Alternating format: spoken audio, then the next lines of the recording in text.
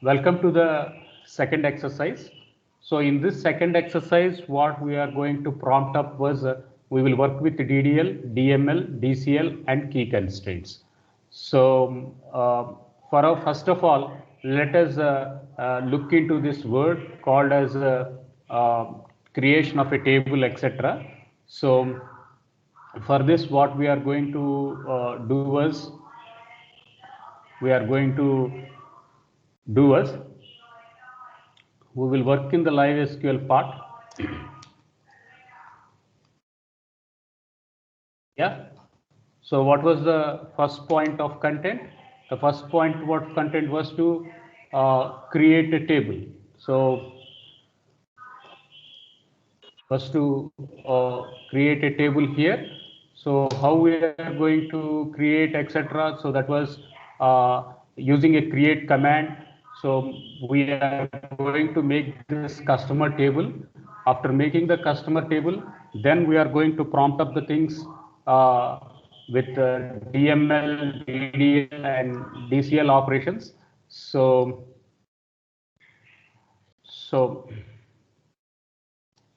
now you can see here create table followed by customer ID followed by name and followed by address.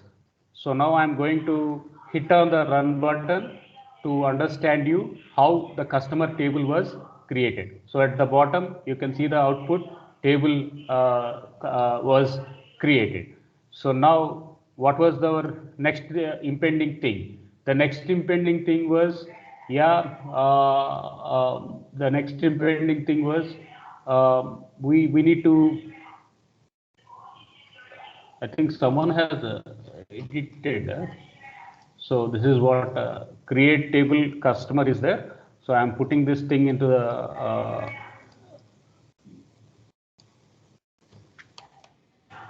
So this is the things. Okay. So next one, we need to have altering of a table. So how we can alter the table? So earlier table, you can see at this point of time, the table was with customer ID, name and address. Now you are going to alter table. So there is field 1, name, field 2, address, etc. is there. Now what we are going to do is, we are now making an alter operation by adding age and phone. Then what we are going to do was, earlier name was only 30 characters. From 30 characters, now we are going to change it to 40 characters. So that is the next command what we are going to work it out. And finally, what other alter what we are going to do is, we made an age option here. So that age option what we created, that one we are going to drop. So that is the importance of putting the drop command. The next one was there is a customer ID. We mentioned it as only a number.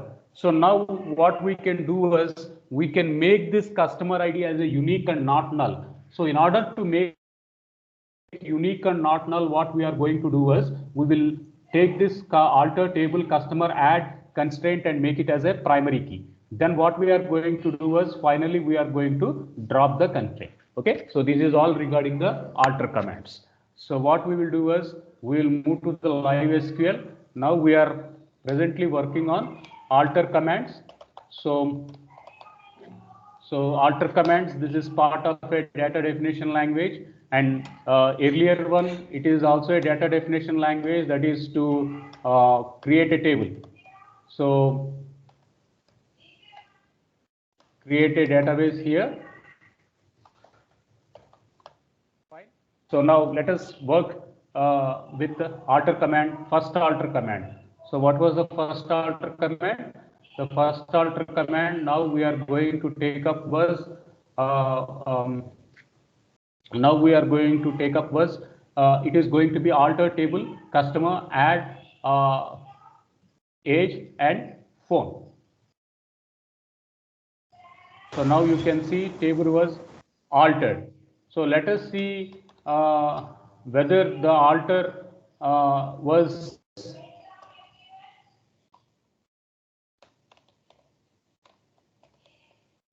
Let us see whether the alter command was taken up or not. So now you can see here the table is going to have customer ID, name, address, age, and phone. So what is this implication telling us? This implication is telling that altering of a table was possible. Okay, fine. Next, what we can do? So we are now changing the name. Name, it was only 30 characters earlier. Now what we want to modify? We want to modify it to 40. So now let's hit on the run button. So now you can see table was altered. Now just again make a description of operation and see whether the 30 was converted to 40 or not. So now again you can see the name, it was earlier 30 characters, now it is converted to 40 characters. So this is regarding the age. Now that is regarding the modify option. Next one, what we are going to do, we are now making a dropping option. Dropping is nothing but deleting a column or deleting a table. So for that we are going to make this drop option. Fine. So now I am hitting on the alter table. Before that you can have the last look that there is going to be a age column here. So now I'm hitting the age. So now age is going to be disappeared. So table was altered. You can have a visualize. Now I'm going to describe the customer table. So now you can see customer ID, name, address, phone was there. Now the age column was dropped. Fine. So now again see the schema. Null question mark. There is no not null, not null, not null, not null.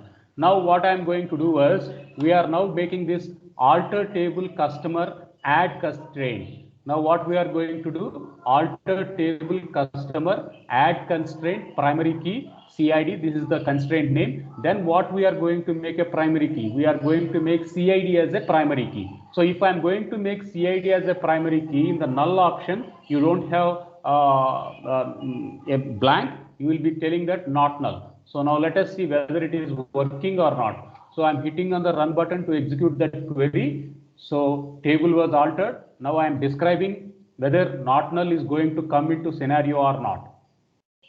So now you can observe earlier there was only hyphen at this point of time. Next one we are going to say now you can see there is not null. That means we are going to mention it as a primary key there, right? Next one. Alter table customer drop constraint name. What is PK CID? Now it is not null here. Now if I am going to hit on this command, the next step what will happen was the constraint will be dropped. Again you will have a blank space just to see whether that content is going to be done by live SQL or not. So at present table was altered. Now let us make a describe operation at this point of time. So now again you can see that customer ID, again it is retained to its previous position. Customer ID, it is retained to its previous position. Fine. So next one. If we have some rows in the table, that rows will not be affected, only the schema will be affected. So for that we are going to say table was truncated. Okay, fine. So finally what we are going to say that we want to remove the table, that is dropping or deleting a table. So how we are going to do is we are going to see that we make a drop operation using command drop. So drop table followed by the user defined name. So you can say table was dropped. Now if I am going to say describe customer, see there will be an error. There will be an error. What was the error? Object customer does not exist. Why it is does not exist? The reason was we had made a drop operation. So that is the reason why we get this error. Nice. Next one was, now let us work on some tables. Let us work on some tables. So at this point of time, what we are going to take up was we will take up a student table with the student number, which is given as primary key. Then we will call it as name, which is varchar2. Then we are going to call it as age. By default, it is 18 years. Then phone number, which we are going to call it as unique. and department some data should be there. For that we are going to call it as not null. So why phone number is unique means we are going to assume that there is a candidate key, because we are going to assume that there is a candidate key. If suppose student number was dropped, then who will be the next successor? So the next successor will be the phone number. That is why we are going to say the secondary key concept, which we are going to call here as a unique. So now you can see student table was created. So I'm hitting on the run button. Now you can see that student table was created. Now let us create another table so we can make some normalized content. So let us understand the second table. What was the second table? Was create table department followed by department number, department name, and location, and then we are going to create a constraint over the department number. So one significance difference you should understand here, if you want you can make primary key directly at the declaration part. Otherwise we can create a constraint and give them it is a primary key. So it is up to you what type of approach you want to have. So you can give a constraint, give a name to a constraint and define a primary key, or after the attribute itself you can give primary key. Anything is valid for you. So I'm hitting on the run button. So now you can see again table was created. Now we created a student table, we created a department table. Now let us work with the employee table. So in this employee table, what you have to understand was we have employee number, name, age, and we are going to impose the excuse me. We are going to impose the key constraints. What are the key constraints? We are going to make not null. Next one, we are going to make a domain range check option with that age should be greater than 20. Then we are going to impose a primary key. Later on, we are going to impose a foreign key. So foreign key to whom it is referencing? It is referencing to a table called as department. In that department, to which field it is referencing? In that department, it is going to refer to a field called as a department number. So that is the reason why it is going to have references followed by department and department number. So now you can see again table was created. So let us describe this EMP table and understand how the EMP table was taking up.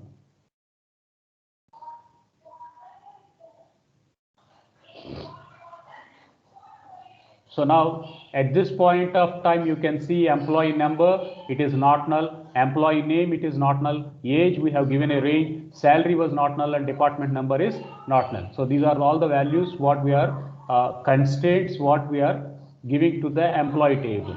So now we created a table called as student. Next we created a table called as department. Next we created a table called as employee number. So for this we are using the DDL commands, etc. Now let us have a demo on the DML commands. So in order to have a DML commands, the first and foremost thing will be the insert command followed by the update command. And so how we are going to describe this insert and how we are going to use this update or how we are going to make it delete. So demo on insert, demo on update, demo on delete, all these three they are going to have the understanding towards the data manipulation language commands. Data manipulation language commands. So what are these? We are going to have an insert, we will be having a update, and we will be having the delete operations. So these commands we are going to have a demo. So how we are going to have a demo? So we created a table with student number, with name, age, phone, and department. So for that we are going to have these insert commands, and we give this 501 Anil some mobile number, some 401 Ravi some mobile number, and there are two ways of giving the insert commands. One, we can declare the fields and thereby we can mention the values and thereby we can give it. That is one set of model. Another set of model was you can directly give the values. Whichever is easy for you, you can follow it. But one thing we would have to remember that when we are going to have a character data type, those character data type, they have to give in a quotes. So I'm hitting on the run button. So now you can see that there are 3 insert commands which was gone. Next, let us see whether the 3 insert commands has been taken up. So for that, we are going to use the wildcard asterisk to display all the fields 501, 401, 502. So all these fields are going to be taken up. So next one was now I need to display only a single column. I need to display, this is what it is giving, all the command, all the columns will be displayed. And when we are going to say specific column, so we need to have some specific column to be displayed. So for that, what we are going to use is we make student number and name. We need to have this. And third thing was here we are going to see a condition is met. So what was this condition? That condition we are going to put it in the where clause of the select. So what was the where clause condition we are going to give? We are now putting this with whether it belongs to a department CSC. So now let us check one by one. So you can see here command CSC 501, then command 502. These are going to be the CSC content. So now let us hit on this button to see that whether the query is going to be executed. So now the where clause query has been taken up. So you can see 501 and 502, both name and number are going to be displayed. Okay, fine. So now now we are going to practice some update command. So in this update command, we are going to use the table called as a student, and then we are going to set his name as Kumar for the serial number 501. So serial number 501, the name was Anil. Now this name we are going to replace it to Kumar. So for that we are going to use the update command. Now let us see whether that has happened or not. So in order to do that, now you can see that 501, earlier it was Anil, now Anil it was replaced to Kumar. So that is where how this update is going to take up. So now there are some entries here 501, 401, 502. Now let us see that this Kumar record has to be deleted. So how I can go with it? So for that I am going to make this delete from student, where student number is equals to 501. So I'm hitting on the run button. Now you can see this delete was executed. Now let us see whether the same Kumar was really deleted from the database or not. You want to understand. So now you can see 401 and 502 are there, but 501 record was missing. That means delete operation has been successfully taken up. Now let us see with the TCL commands. TCL commands are DCL commands. So in this DCL commands, we are going to have data commands.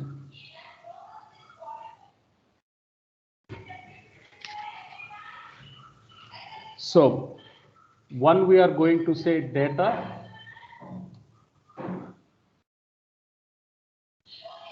So 1 second. Control language commands DCL.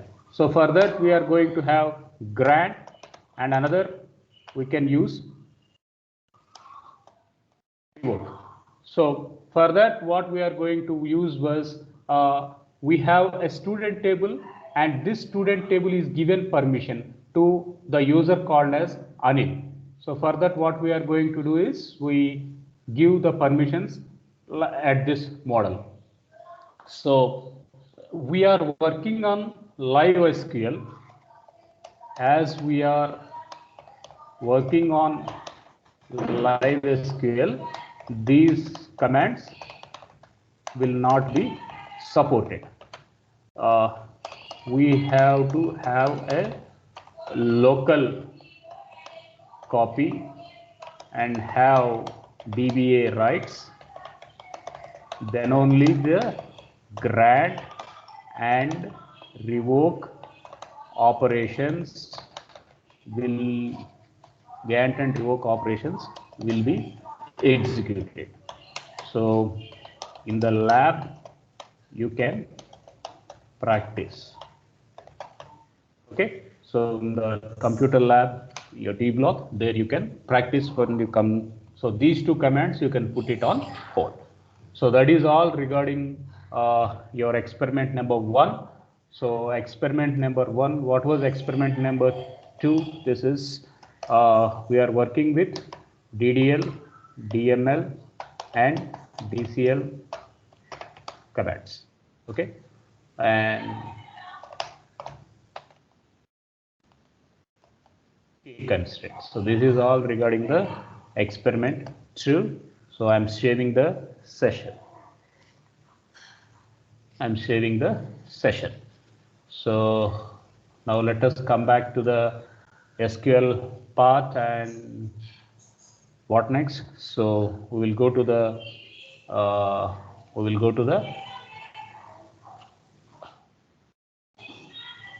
next part, that is